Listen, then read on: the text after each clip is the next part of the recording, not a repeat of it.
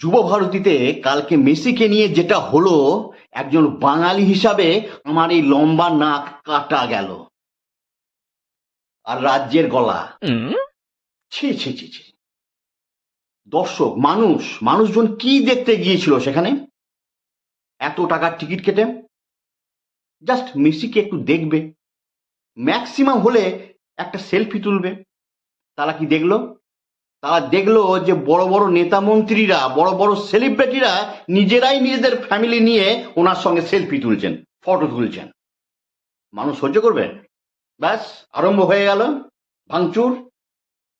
কালকের ওই ঘটনা দেখে আমার বাংলাদেশের প্রধানমন্ত্রীর বাসভবন লুটের কথা মনে পড়ছিল। হবেই তো। 20 টাকার জলের বোতল 200 টাকায় বিক্রি হলো, 10 টাকার চিপসের প্যাকেট 100 টাকায়। মানে এটাকে স্ক্যাম ছাড়া আর কি বলা যাবে?